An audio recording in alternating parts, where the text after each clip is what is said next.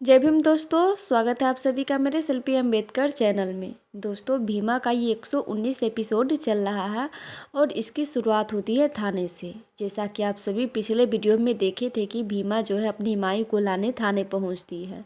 लेकिन दोस्तों, जैसे ही वहां पे धनिया आती है तो उनका पूरी तरह से मानसिक संतुलन जो था वो खराब हो चुका था। वो पूरी पागल के जैसे कर रही थी, यहाँ तक वो भीमा को पहचानने से भी इनकार कर देती है। वो ये कहती है कि ये मेरी बेटी नहीं हो सकती है और बार बार वो यही कह रही थी कि मेरी बेटी भीमा कहाँ है, मुझे भीमा के पास जाना है। मेरी बेटी की शादी क्यों नहीं हुई? इस लड़की बता रही थी कि मेरी बेटी की शादी नहीं हुई, आखिर मेरी बेटी है कहाँ, मुझे मेरी बेटी के पास जाना है। दोस्तों, सब कुछ उनको याद था, लेकिन वो अपने बेटी भीमा को पहचानने से बस इनकार कर रही थी। उनका मानसिक संतुलन जो था वो खराब हो चुका था, जिस वजह से वो पागलों की जैसे कर रही थी। दोस्तों, वहाँ पे मेवा बहुत कोशिश करते हैं उनको समझाने की, लेकिन दोस्तों वो समझ नहीं पाती है। लेकिन यहाँ पे जो पूरी घटना हो रही थी उस सारी घटना को ये कलिका सिंह समझ जाते हैं, जिसके बाद कलिका सिंह धनिया से कहने लगते हैं कि धनिया, मुझे पता है कि तुम्हारी बेटी भीमा कहाँ पे है।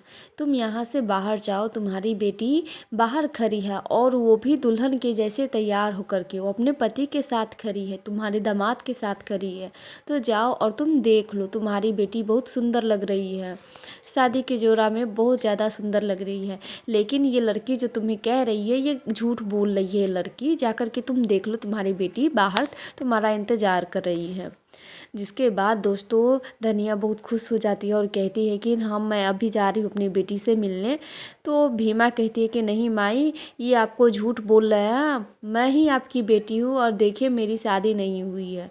दोस्तों, धनिया जो है भीमा को कस के थप्पड़ लगा देती है और कहती है कि तू झूठ बोल रही है, तू क्यों झूठ बोल रही है और तुम मेरी बेटी नहीं हो सकती है, हटो मेरे सामने से।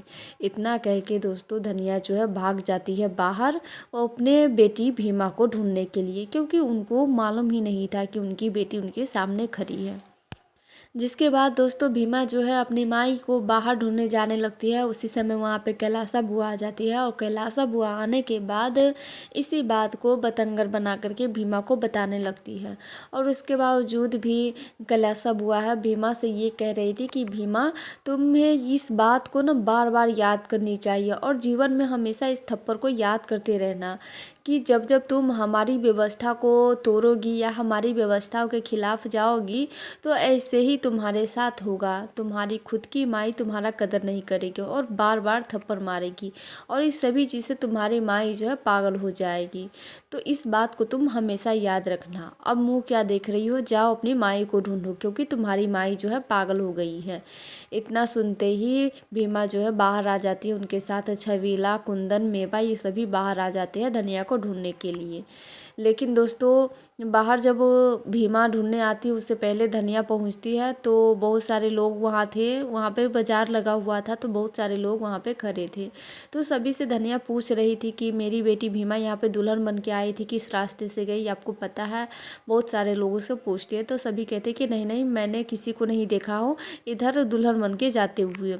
तो दोस्तों वहाँ पे कुछ ऊंची जात के लोग थे, उनको समझ में आ जाता है धनिया की हालत देखने के बाद कि धनिया पागल हो गई है, तो चलो क्यों ना हम इसका मजा लें। तो वो आदमी कहने लगते हैं कि ये धनिया, मैंने देखा भीमा किस रास्ते से गई हो, ये इस रास्ते से गई है, तो इस रास्ते से जाओगी तो तुम्हें भीमा मिल जाएगी। तो जिसके बाद धनिया उसी रास्ते पर चल पड़ती है। लेकिन कुछ दूर जाती है तो फिर से दूसरे आदमी कहते हैं कि नहीं धनिया, मैंने देखा कि भीमा इस रास्ते से गई है, तो इसीलिए इस रास्ते से जाओ। दोस्तों बहुत देर तक ऊंची जात के जो लोग थे वो धनिया का मज़ा ले रहे थे, उनको एकदम बेवकूफ़ बना रहे थे। लेकिन जिसके बाद वहाँ पे भीमा और मेवा ये सभी ढूंढते ढूंढते धनिया के पास पहुँच जाते हैं। पहुँचने के बाद भीमा अपनी माई को गला पकड़ के रोने लगती है कि माई, मैं ही भीमा हूँ। लेकिन फिर भी धनिया कह रही थी कि नहीं, तुम मेरी बेटी नहीं हो सकती हो और तुम झूठी लड़की हो, हट जाओ मेरे सामने से। वो बहुत ज़्यादा कोशिश करती है भीमा को हटवाने की, लेकिन फिर भी भीमा उनको चिपक करके रो रही थी। दोस्तों ये सारी चीज़ जो है कटकुट गुरुजी देख रहे थे। देखने के बाद बेचारे कटकुट गुरुजी इतना अपने अंदर सोच रहे थे भीमा के बारे में कि किस्मत भी क्या खेल खेलती है। एक तरफ जीत मिली तो दूसरी तरफ हार नज़र आ गई और बहुत सारी चीज़ जो है कटकुट गुरुजी कहते हैं, दोस्तों जिसके बाद वहाँ पे बाबा साहेब भी आते हैं और बाबा साहेब भीमा को अपने तरीके से समझाते हैं, जिसके बाद भीमा भी समझ जाती है। दोस्तों बाबा साहब उनको बहुत सारी बातें समझाते हैं, साथ में ये भी समझाते हैं कि भीमा तूफान कभी इतना तेज़ नहीं आता है कि वो किसी के सपने को झकझोर दे, इसीलिए भीमा आगे बढ़ो, इन सभी को संभालते हुए आगे बढ़ो। तो बाबा साहब की बात सुनने के बाद भीमा भी उसी तरह करती है। जब धनिया बार बार कह रही थी कि नहीं ये मेरी बेटी नहीं है, तो भीमा अपनी माई को ही चिल्ला करके कहती है कि माई मैं ही तुम्हारी बेटी हूँ और चलो हमारे साथ घर। जिसके बाद भीमा अपनी माई का आंसू पोंछते हुए हाथ पकड़ करके उनको घर ले जाती है। लेकिन दोस्तों घर ले जा रही थी तो रास्ते में कलिका सिंह मिल जाते हैं, कैलासा बुआ ये सभी मिल जाते हैं। और कलिका सिंह जो थे वो अपने गर्दन में थे माला पहने हुए थे, वो भी अपनी जीत का माला। और भीमा को देखने के बाद वो कहते हैं कि मैं जानबूझ करके इसी रास्ते से आया ताकि मैं ये जो शान से जा रहा हूँ ना वो दिखा सकूँ, नहीं तो मेरे इस माला पहनने का कोई फ़ायदा ही नहीं होता। कम से कम तुम तो देख लो ये सही रहा। दोस्तों कलिका सिंह जी ये भी कहते हैं कि भीमा देख लो ये कैसी परिस्थिति आकर के खड़ी हो गई।